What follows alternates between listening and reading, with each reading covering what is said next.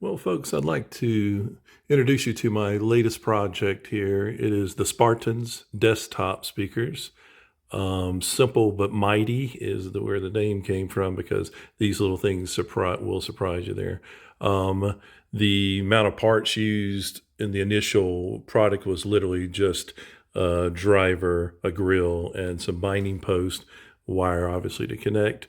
They're in a 0.08 cubic foot box, roughly 9.5 inches tall. I think it's 3.5 wide and 5.5 deep, with a 9.5-inch slot port, tuned to 50 hertz. The finish I'll talk about in a second, which turned out even better also, and the performance is quite surprising. The design uses Dayton Audio's PC68 4-ohm full range driver. Again, very good motor structure. I think the driver is 2.5 inches. The motor structure is 2.25 inches. So it's surprising how hefty this little driver is. They rank it as full range. I would probably more accurately call it extended range, but it's still in the right size box. It does extremely well. I found the 10-pack of binding posts on Amazon for $10. So again, just $2 per pair here for the pair of speakers. The grills, they're Visations, I think is also from Parts Express. They actually fit the driver really well. What I had to do is kind of put it in there a little bit off-centered, and so the grill would actually still fit flush on top of the driver, and none of the excursion would actually touch the back of the grill. But these actually work well with these 2.5-inch drivers here, and I recommend them. I think they're 3-inch grills here. The only negative to them is they had a flat ring around the inside edge here, and all I did is I took my Dremel and kind of rounded it off on both sides to give it a little more curve to knock down on the diffraction issues that can be around the mid-range and tweeter being that close to a driver here. But that's the basic equipment I put together for this, with a 0.08 foot box and a 9.5-inch tuned port it's tuned to 50 hertz here.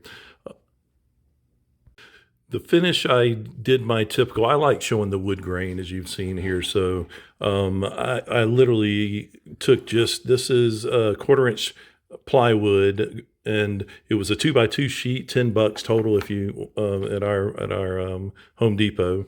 3 coats of Danish oil and 3 coats of the semi-gloss spray lacquer here, and you almost get kind of a barnwood finish with that Danish oil. Once it hits that light colored wood, it darkened to about half of this degree.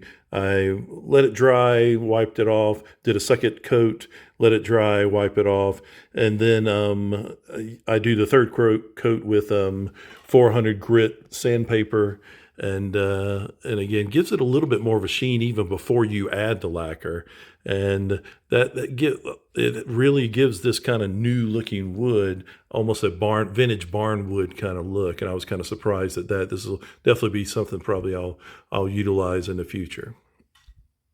In my modeling and simulating the response and listening over multiple days and hours, I was really impressed with just as is with these few parts here. And the measurement I got, if you look at this top trace here, the one in blue is the original measurements in REW. Near field, I think I recorded it at 12 inches. And in my listening test, I did notice the rise in the mid-range through here was getting a little bit much, especially with female vocals, strings, instruments, brass and things, that this gets a little bit on the hot side. So what I did is I incorporated I tried a few notch filters. I tried a baffle steps, and the baffle step ended up, I tweaked it a little bit more where I got it where it to pivot a little bit lower. And this baffle step circuit, I think, ended up mellowing out the mid-range a lot better. It didn't quite affect the high range, which I was okay with. Anything above 16 kilohertz and stuff is fine and not too audible for a lot of us folks here. But again, with the baffle step circuit, it does add a little bit more to the cost, but it did really level it out down to 60 hertz relatively, plus or minus 3 dB. I got the little notch here at 50 hertz, which is probably from the slot ports giving a little boost in the bass there. But really pleased with the finished product. Without the baffle step circuit, you are looking at $34. So $34 in parts and drivers. If you include the baffle step, it takes it up to about $50. I used a pretty cheap products there with a 20 gauge wire inductor and just a $2 resistor. And then if you add the wood onto that, that would probably bring it up to about $60. But overall, very impressive. Surprising little performance out of a full range driver. The limited excursion on this cone, I think, is what helps not disrupt the mid-range and treble. When you get too much excursion, as I found out recently, it really starts playing havoc with mid-range and treble. This one only has a 2 millimeter excursion, still digs deep, still really pounds out some low notes. And I think that is really why these drivers shine so well. Future project, probably I've got the 3-inch version of this, a little bit more powerful, a little bit bigger box, and playing around again, tuning the port a little bit differently. But I'm curious to how this might sound in a similar box there, and looking forward to sharing that project with you. Also found a matching grill to my call for manufacturers who make full range drivers.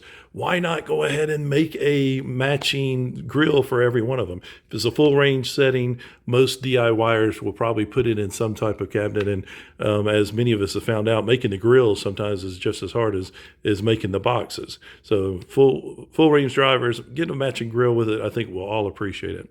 Well, I will close out this video with some music demos and a slideshow of my build as usual here. I hope you enjoy.